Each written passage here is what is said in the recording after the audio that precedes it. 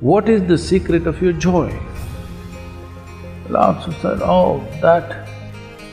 For this you do one thing, all of you. Start today, okay? This is a simple exercise everybody must do.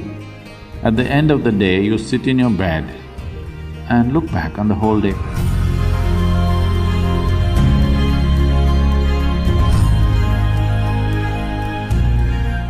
This happened. You heard of Lao Tzu? Lao Tzu? Lao Tzu is a celebrated Zen master. Today, even then, he gathered a certain number of disciples around him. It's part of the Zen tradition that when the master or the guru is dying, people gather around for a final message. So at the age of 83 or 84, he was passing. So people gathered around him and asked him, Master, what is the secret of your joy? You know, he faced lot of extreme situations in his life. He was accused of things that he had never thought of, and he went through troubles. So people asked, you went through so many things, but you were always joyful. What is the secret of your joy?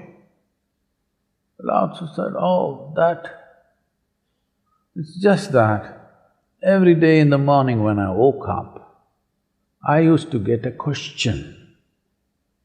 The question is, today, shall I be joyful or miserable? Till now, I just happen to choose joy, that's all. So, have you made your choice, I'm asking? Every day in the morning, if a question comes to you, I will come and ask you a question every day in the morning. Today, you're going to be joyful or miserable. What's your choice? You must make this choice every day. Today, I'm going to be joyful. Joy is not a goal by itself.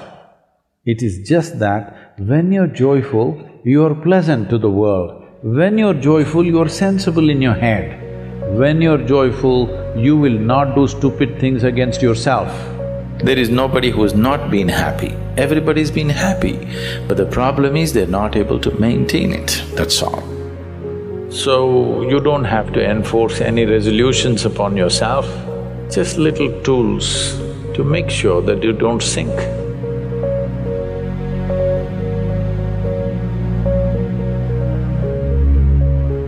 Suppose, let's say your life is done, you're on your deathbed, tomorrow you're going to die. If you look back and see, is it all worthwhile? Have you done things that you really wanted to do? Don't look at it at the end of your life, you must look at it at the beginning of your life.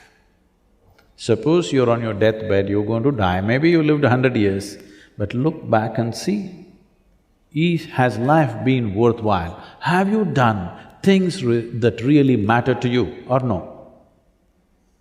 Because most people get truthful only if death is imminent. Otherwise, they know how to lie to themselves and to everybody. Most people tell the truth only when you put a gun to their head, unfortunately. I'm saying, don't wait for somebody else to put the gun, you put it tonight and watch. Suppose I'm going to die now, have I done things that are really worthwhile in my life? Things that I could be proud of, things that are worth spending my life upon. Has my life been done this way? If you just look at this, you will make an impact on the society, whatever you do. Whatever you do, you will make an impact.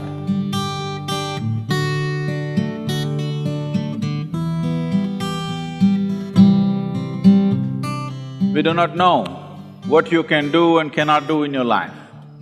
Whether you're going to become the richest man in the world or the most beautiful woman on the planet, you're going to climb Mount Everest, or you're going to beat Mr. Bolt in a 100-meter race, I don't know about these things.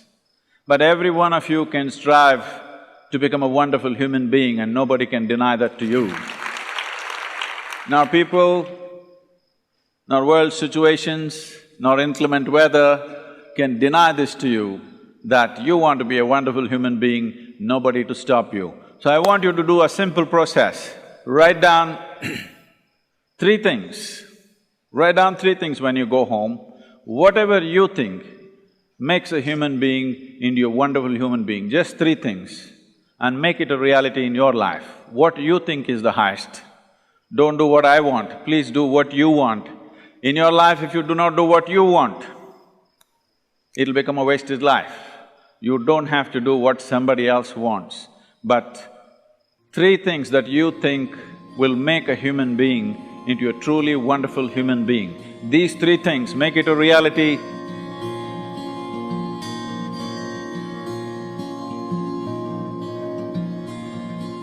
As it is said, a man is ill only because he does not know how to be still. Because in stillness, you're in touch with a dimension way beyond creation. So if one has to attain to that grace, at least a certain amount of stillness has to enter your life. For this to happen, a certain level of silence has to enter your life.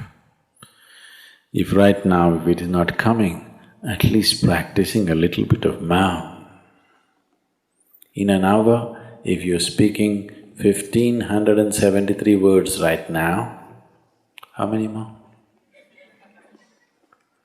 How many words do you spit out in a minute? 1,573, you're actually doing that many? I thought that's impossible. Okay, I believe you. So whatever number you're doing, see if you can articulate the same things that you're saying with half the number of words. Suddenly you will become extremely conscious of everything. Right now, our oral diarrhea is happening. If you're doing 1573, it's diarrhea, okay. Now, if you have to hold back half the words and still say the same things, now you have to be very conscious, otherwise you cannot say it. Just try this and see. Tomorrow, one day. In an hour, normally what number of words you utter, make it half. Don't curtail your activity, still say the same things, but with half the words. How wonderful the whole world will feel, you know.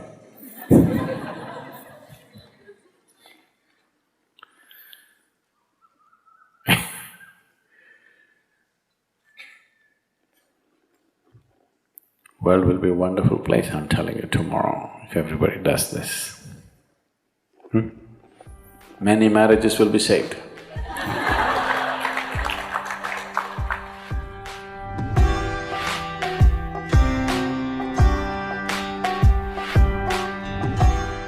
This is a simple exercise everybody must do.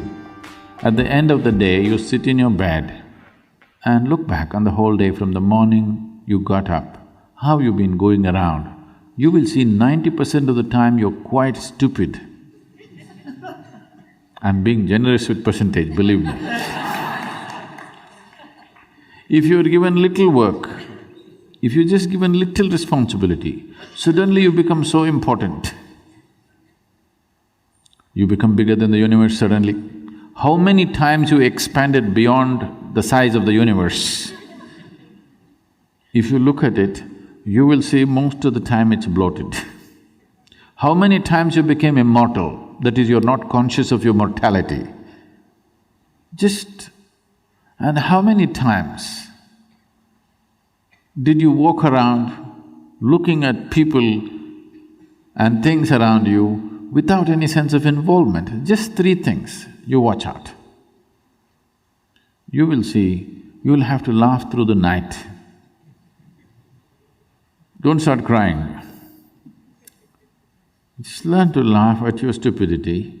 You will see, all the rubbish you carry will turn into manure very fast. And manure is good for growth, you know.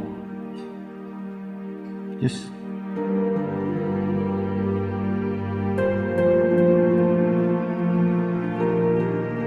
The next 12 months, you make yourself in such a way that you are not the issue in your life, not at all. Can you do this to yourself? You deserve this, I'm telling you. That you're not the trouble. Only if somebody is causing trouble to you, some trouble in your life. If you sit alone, you're never the trouble. Make yourself like that. For this you do one thing, all of you. Start today, okay? One thing that you don't want yourself to be. One small aspect, okay? Drop it today. Every full moon day, drop one more thing. However small it is, but concrete step, not big things. No, I will give up my anger. I don't believe such nonsense.